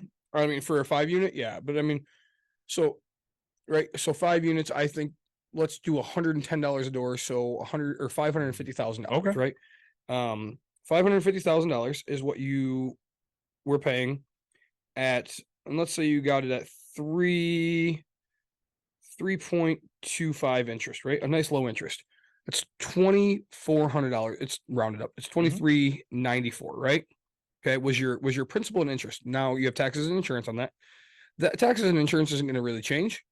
I mean, it will because the property values go up, blah, blah, blah. But like you're so $2,400, right? Now we're at an 8% interest rate. Okay. So David, when I go refinance, my new payment is $4,036. So I'm $1,050 higher than what I was through my last 5 years, right? Where do I come up with that money? You raise rents. I mean, that's the only thing you can do. So five units. That means everybody's rent has to go up $200 just to break fucking back to where you were. Right. You're not making any more money. You're not doing anything different. Just to make what it the was. same exact amount of money, right? And that's on a small place, right? So like, if I take, I mean, 110, 110 a door, so $1 million, right? And these are small places. Like I want to be like 8 units is 10 units, whatever it is. It's very, very small. So $1 million at 3.25, you're at $4,350. Okay, 52, but $4,350. Now, if you go to an 8% interest rate, that's $7,338. Right. So I'm now having to raise those rents $350. Right now, it's. And when you look at people year over year, they're not making that much more money. Right. So they're fucked. Oh, 100%. Like, so I looked at You're fucked. They're fucked. Everyone's fucked. Everyone's fucked. Right. The bank's not fucked until it gets foreclosed on. And then that's where I step in and buy it back down for, because so I'm going to buy it at, okay, so I need the payment to be back to where it was. Right. So to make a payment at 8% interest, what did we say it was for? It was 4,500, right? Something like that, yeah. So I need to buy this building for 500,000 at an 8% rate. Nope, 600,000. Yeah, 4,400, and so at 8% rate, I have to buy it at 600,000. So the $1 million, right? I need to buy it. So the banks are going to eat 400K. Yeah, and that's the only way I'm going to do it because it made money. It made sense. It was fine. And this is where tenants can afford it. This is where normal people. So this is where the problem happened last time. So with foreclosures, they got them off the books. They did short sales. They did things. Banks ate that fucking cost, and they will. And this is where I step in and go, hey, this is what I'm doing. This is how I'm where the hell I am. I'm getting a $400,000 discount. And now, I mean, like I looked at a 64 unit not too long back, right? But let's just say $8.3 million, right? Okay. That alone, and this is where it's going to wow you. Okay, 8.3 million, and let's say I can get it at 3.5%, $37,000, 37,271. Let's just go with 37 because it's a round number. Okay, for 3.5% interest. If I go to the 8% interest, I'm at $60,902. So I'm at $61,000. Almost doubled. Almost double. Almost. Right. So think about that. If I have 64 units, divide that by, or sorry, take the so what do we say? 37. So $34,000 of extra. Divide that by 64 units. That's $531 extra I have to raise everybody just to fucking get back to where I was. Yeah. So this is why foreclosures will be happening in the commercial space. We can't raise $500 extra. No, because nobody's going to pay it. The people that did raise the $500, like they were probably losing money. That's why they had to raise the rents to get to where they are now. 5 years ago, they're up. Sure, let's say you're up to 500. You have all the regular bills that you still have. You have all these things. Taxes went up. So it's going to happen, and this is why in so residential, I don't see. I mean, the job I had, right, driving around taking pictures of foreclosures. Yeah, it was stupid. 26%. I could see the increase, right? But the reason there's a 29% increase is because COVID was allowing people not to have foreclosures, right? Now the foreclosures, so that's why there's a huge influx. But I'm like, I just went over math. I mean, the more you get, the more expensive it is, the higher that fucking payment becomes, right? Like, and so commercial side, you're gonna see foreclosures happening for sure. Right? So I want to correct what I was saying because I thought it was in money, but it was actually in seconds because they want you to understand the difference between $1 million and $1 billion. Okay. So our brain can't understand it. But it can when they break it down this way. Okay. So $1 million seconds is 12 days. Okay. 1 billion seconds is 31 years. Yeah. And that's the difference. So when you have all of these billionaires, Mhm. they'll sit there. Musk is a good example. They'll sit there and say, well, he's a self-made man. Bullshit. No. He wasn't a fucking self-made man. His father gave him a shit ton of money. He went and bought companies and he made a bunch of money off of those companies. Did I share the Twitter link with you? No. So there's this awesome book on Elon Musk and how he's probably not only ADHD, but he's probably also highly autistic. I would assume. And That's probably why I like him. And it broke down how he thinks and how he treats people. And it was just an awesome thread on Twitter. Yeah. So, I mean, they basically broke down the book. And, you know, he's obviously a fucking narcissist and very self-centered. And again, he likes to take credit for things that he had little to do with. So he'll tell everybody all the time, well, I invented the electric car. No, you didn't. You bought the company that invented the electric car. Correct. You didn't have shit to do with it. You just bought them because you had a bunch of money from dad. And I mean, I guess that's successful, but in all honesty, is it? Right. Well, and my thing, like I tell you all the time, like I love autistic people because it's straight to the point. This is what it is. There's no fine line in between. Like this is how it's done, right? Very honest. Like Very straightforward. because it's about facts, right? Like it is not about opinions and emotions. It is a factual statement, right? Like this is what it is. So yes, when you tell me, hey, I did this, sure, it's an area, but like when you develop something, so like their numbers, hey, this is what it is. Like if I get to it, they're not going to round like I just did, right? No, it is $37,092, right? It is not 37,100. Like it is, you know, that's the exact number that you're paying, right? Like and that's how they think, that's how they do it, and I enjoy that. But like, and then you say a trillion, right? Seconds is 31,688 years. I'll be around for that, right? So we did 12 days, 31 years, and 31,688 years. Yeah. Right. In seconds. Yeah. That's insane. It is, but that's what people don't necessarily understand. Is it ethical to have $1 billion? No. Should taxes be higher on the rich? Yes. Oh, so I shared that with you about my boy, Mark Cuban. Yeah. Should the rich pay more in taxes? Yes. Fuck yes, we should. And I was like, yeah. So I'm hoping to have a guy on that I met on the cruise. I talked to you a little bit about this. I finally emailed him last night. He was a parliament member in Canada. Yep. And we talked a little bit about the health insurance in America because he doesn't understand it. Yep.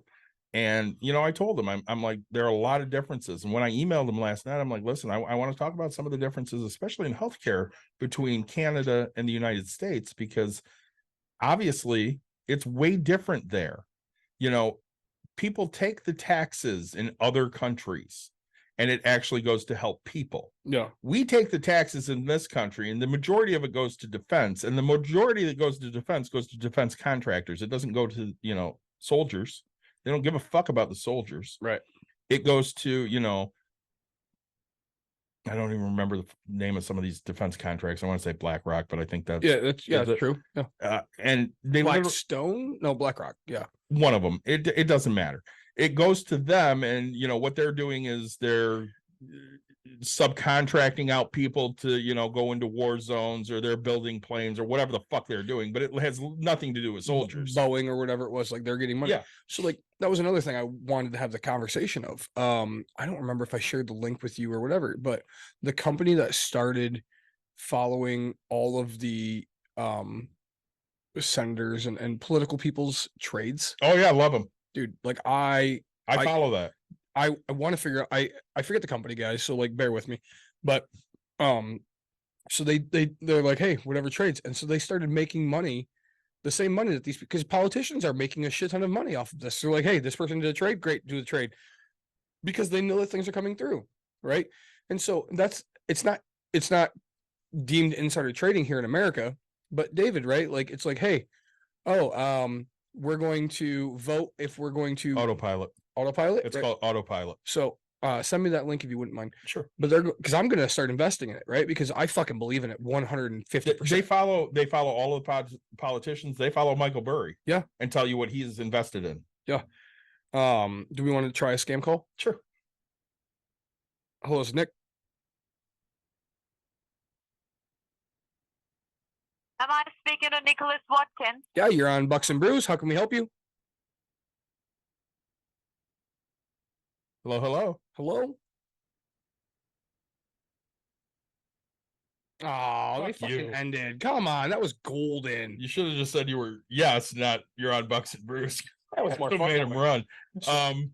Yeah, so and I mentioned Michael Burry because he's one of the subjects of The Big Short. Yeah. Because he was the first person to notice the irregularities in the housing market. Yeah. And he was the first person to bet against the housing market so that it would crash. And he shorted all of those mortgages and made billions. If you haven't watched Billions yet, it's a great show. Yeah. It really is. And so like one of the big things is like they short so much stuff. But so go back to the politicians thing. So it's all right. Hey, all right. Up for today's vote is are we going to repave Byron Center's roads? Yeah. Oh, okay. For $41 million. Yep. Great. Buy Reef Riley, right? Whoever the fuck owns them type thing. Right. Because we know that they're the contractors that are going to get the fucking job. So then they go buy it because they're guaranteed this money. Yeah. And they have so it's just instant, right? Like it's not insider trading because they voted it and it's not inside, right? It's public trading. You just have to be the one to watch it. And so what'd you call them? Autopilot? Autopilot. And so if honestly, I haven't used them. I can't give them a backing yet, but I love what they're doing. They have a subscription based version, so you have to pay to get the information. Okay. But it's pretty low. Is it automated for me? Do you know? I don't like can I is it like an index fund where I can just throw my money into it and they just do it for me? I don't know. We gotta so if anybody that's listening knows anybody that works for Autopilot, does Autopilot, if we could have you on, we would absolutely love to talk about this. We really would because we want to know more about it. Yep. So and we'll share it out on our Facebook. The app starts at $29 a month. I can tell you that. Dude, the amount of money these fucking people are making, I'm fine with Pays for $29 that. a month, right? Which coming from me, as every viewer knows, I don't spend monthly subscription money because I think it's stupid. But for being able to follow every politician with their because it's even Nancy Pelosi, like they pick on her a lot, but like A lot. she has made so like I seen her house. The amount of money she's fucking made from being a politician is absolutely insane. And this isn't a political left right thing for me. It's just that what she's done with her stocks and things like that just blows my freaking mind. So no, we want to get somebody from Betterment on because we support the hell out of them as well. I have an employee here, the 18-year-old. Yeah. And I, of course, what do I do? I'm like, hey, what are we doing about retirement? And she's 18. She don't give a fuck. Yeah. I'm like, you should open up an IRA with Betterment and maybe an investment account. She's like, well, I'll talk to my dad because her dad's in finance. Oh, sweet. I'm like, that's great. I'm just telling you right now. You should fucking open up. Put $10 a week in. It doesn't fucking matter. Something. I started out with 25. Yeah. Right. Like it was nothing. And your first 3 months are free. Yeah. Right. No, it's to me, I think being able to follow that aspect of things, like the people that are making this money follow what they're doing. Like, okay, yeah, we're not going to follow Elon Musk because right, he's only focused on his stuff and things like that. But I was just watching Ben Mala. I want to get him on. I know I can do a 1 hour consult for like $100, and I might pay that if he'll do a podcast with us for the price, because it's worth every penny for me, and that'll be a self-absorbing podcast. But he just talked about it, and he's like, "Look, I had to take a loss so that I could write some tax stuff off, and so he had to sell stock that he took loss on." And he goes, "Man, honestly, I only have to wait 31 days until I can reinvest, and it doesn't become something." And he goes, "I'd love to rebuy." Yep, I want to rebuy as low. Like he goes, look, it's down 20%. Like I want to buy low, baby. This guy gets it. He understands it.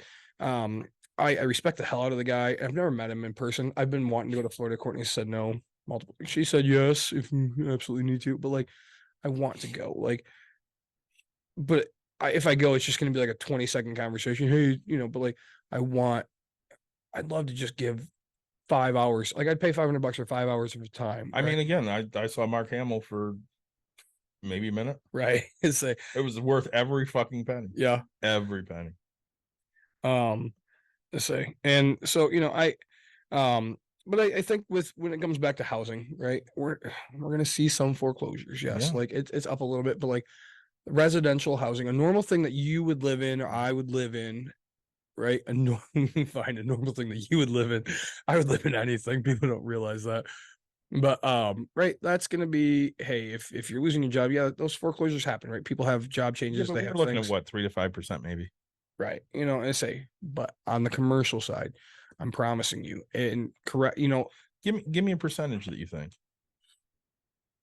8? well, my of foreclosures in commercial. Yeah.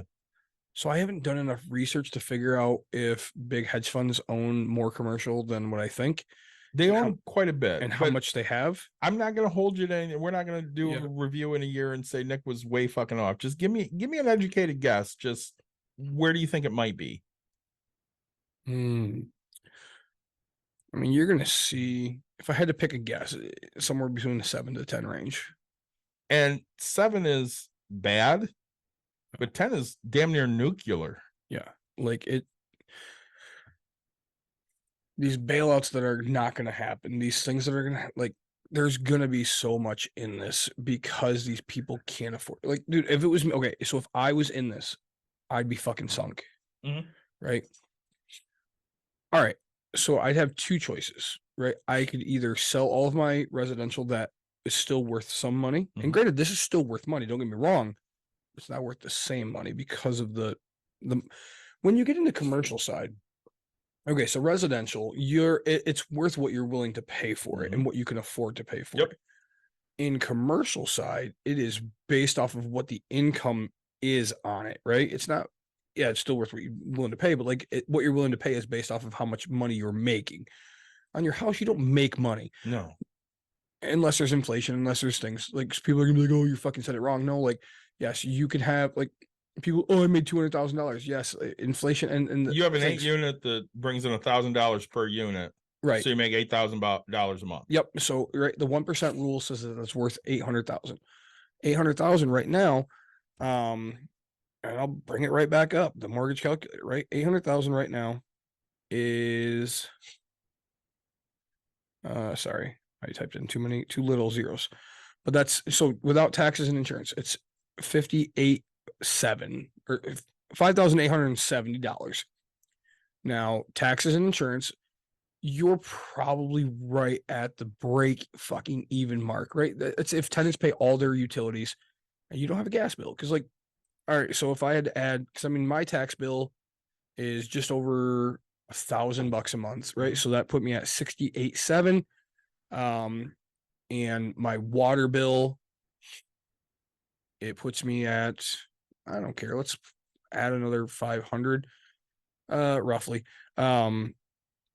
So just shy of 7. So you're making $1,000, right? Like at the one, and that's without any repairs. Not per unit. No, You're making $1,000 total. Yeah, like with nothing added in. And I forgot insurance, right? So the insurance, and so let's just say I'm making $100 per door, right? So one, and that's without any repairs. That's with nothing going wrong. The fridge dies. Yep, and I'm fucked, right? Like the HVAC dies. You're gone. The furnace and air conditioner both go. Yeah. What's that run nowadays? So my buddy's just paid like 17,000. Yeah, but that's per one unit.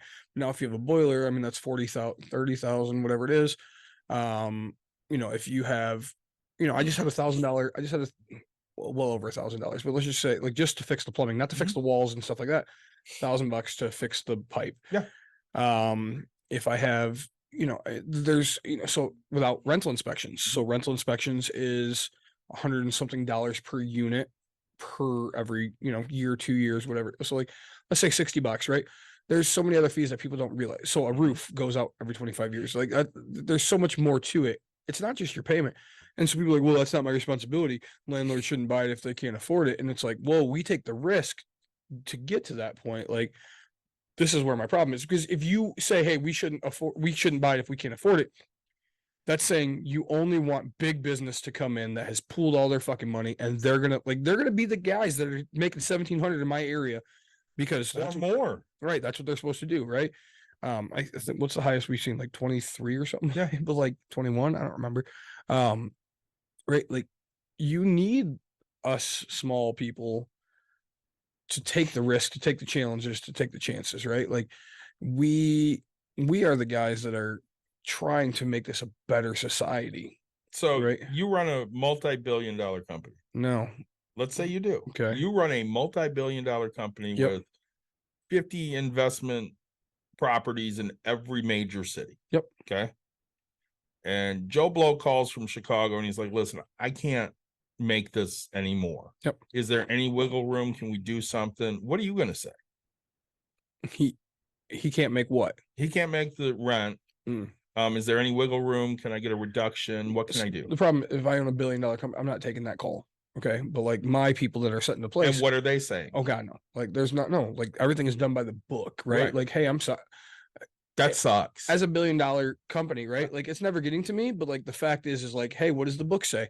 Okay, the book says money's due on the 1st. It's due on the 1st. If it's anything less than that, people will do, oh, it says the 5th in my lease. Great.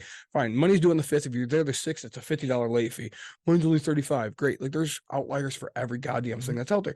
The fact is like what the book says, what it is, like what I put into place, that's how things run.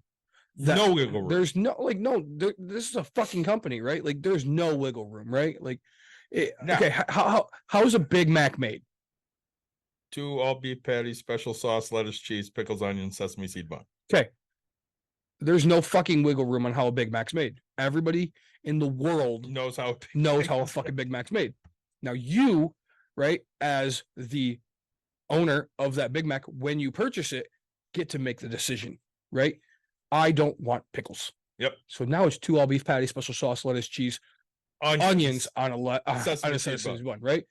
That is what, like, that is me as a fucking small landlord. I get to choose that. Because I'm an old fuck. Yeah. And I grew up with that song in the 80s. I remember it too, but like that's the whole point I'm making to these people is the fact is like a Big Mac, if you go anywhere in the world and you order a Big Mac anywhere in the fucking world, it is 2 all beef patties, special sauce, lettuce, cheese, pickles, onions on a sesame seed bun. That is, now you come to the small landlord guy. I come to you now as you. Yes. Listen, I know my rent's 1,000, but I only got $950 for you this month. Is there any wiggle room? Can I do something? Right. 95% of the time. It's, hey, tell you what, give me the $950, pay me the $50. When can you pay me the $50?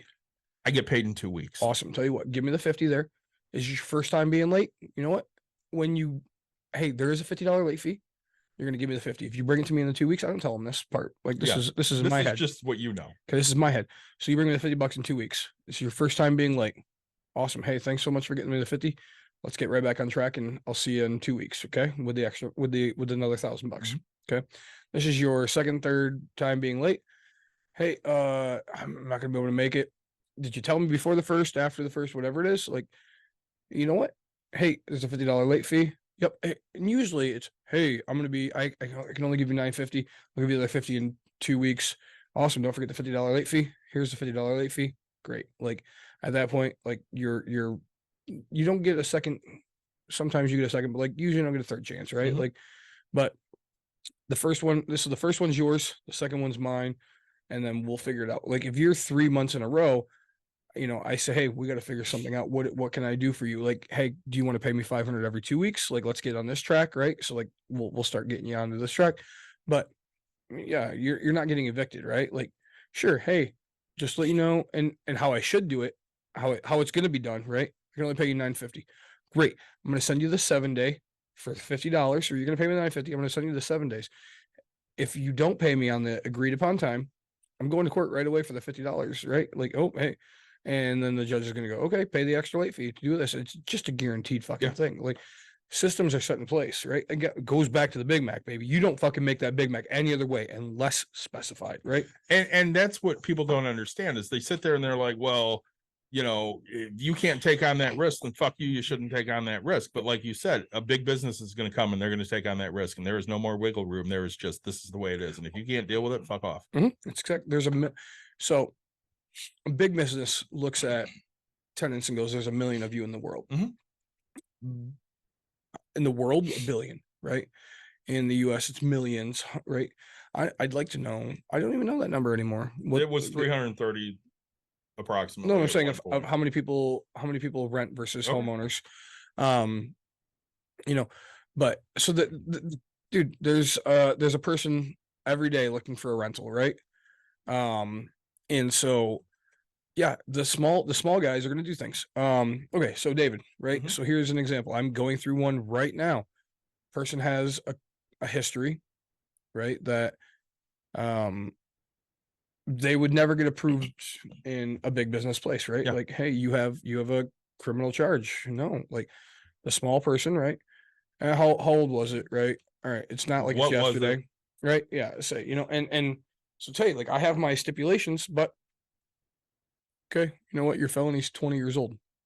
But if you have a felony in a big corporation, you have a felony. Well, again, like you said, it depends on what it is. Well, you know, when I was 18, Not in a big corporation. Doesn't matter. no, I'm saying with Yeah, you, yeah. I was 18 and my girlfriend was 16. All right, well, that's a big deal to anybody. Anybody, right? Like, But how long ago was that? Well, I'm 38. All right, well, it was 20 years ago. but and say and if it's a CST, mine is just no, like it's not Yeah. gonna happen, like plain and simple. Like, but there's somebody who will take you. Yeah. Right? Like I'm not gonna. It's gonna be hard. It's gonna be fucking difficult. Like, oh, you have a domestic violence that's you got out yesterday. No, I'm sorry, I can't do this. Right? Like, I stole a candy bar because I was hungry. right? Like, you know, Oh, well, how long did you? Well, I got 30 days. Okay. right? Like, and everything is just, hey, how long ago was this kind of a thing, right? Like, my rule is usually, I kind of follow the bankruptcy rule, like 7 years, right? You can change within that amount of time to prove that your life is back on track, right? Usually, honestly, I try to shoot for 10, right? As close to 10 as possible, but you know, So I got your numbers. yeah, In 22, 84.6 million out of a total of 129.9 million households own their own homes. 45.2 million households rent. all right, 84.6 Out out of of 129. 129. Okay, You got a calculator? Or you want me to grab it? go ahead. So you have 129.9. So 45.2 divided by 129.9. 45.2 divided by 129.9. 29.9. 35%. That's how many rent.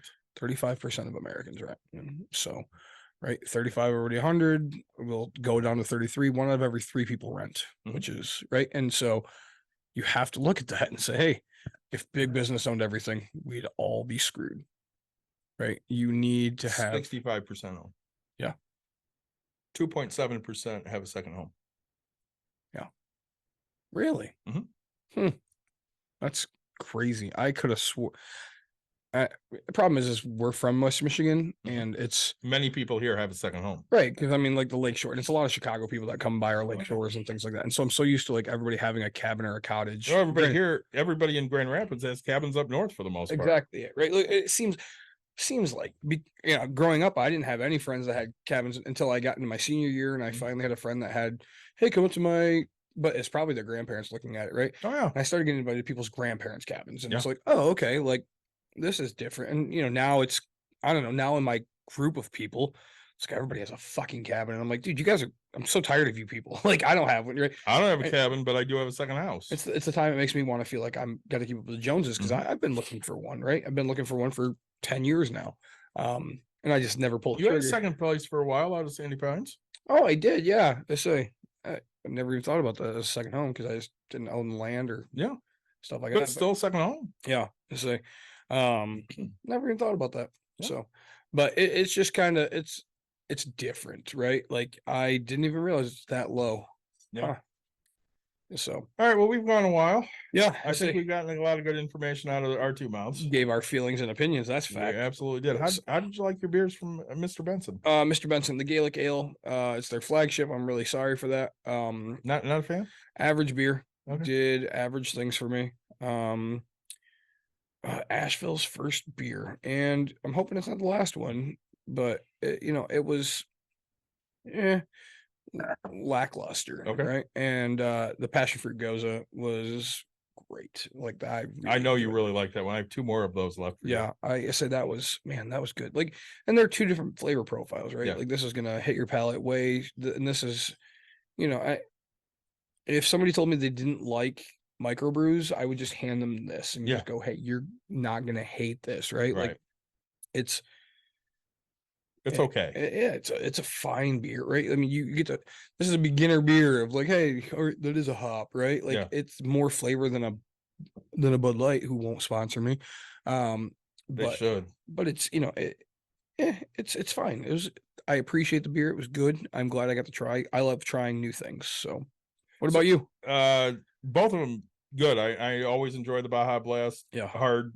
I still have a deuce at home of that. Do you? Yeah. So good. And this blueberry is quite good. Yeah. It's more winey than cider, but I like it quite a bit. Good. As As always, everybody, like, subscribe, share, tell your friends, tell your family. Again, we appreciate you. We're hoping if you know anybody that's in the 2 things that we talked about tonight, let us know. We'd love to have people on. I think next week we're going to talk holiday savings because everybody's buying holiday shit, and the Black Friday ads were ass. And I say Hanukkah starts the 7th. So Does it? Yeah. See, I should know these things because my father's Jewish, but Yeah, I so- don't know shit. I'm a horrible Jew. say Probably because I'm an atheist. the 7th through the 15th. All right. I say I celebrate Hanukkah in my own way. Everybody says, hey, you can't be Jewish and stuff like that. I'm like, look, I of the religions Anybody can be Jewish. right.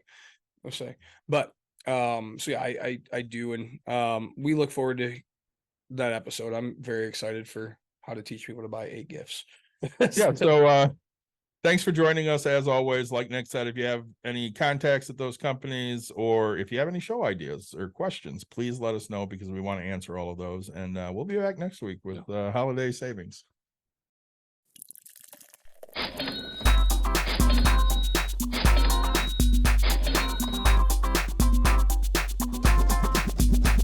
You've dialed in. To Bucks and Brews, you might hear something You can use. like tips on your cash or tips on the suds. You're gonna want to The use. smarts of these Because stuff. they know the brews. And they know the Bucks, and they know they can't help the stubborn fucks. So listen up, because shit's not funny. Save yourself some Beer money. Bucks.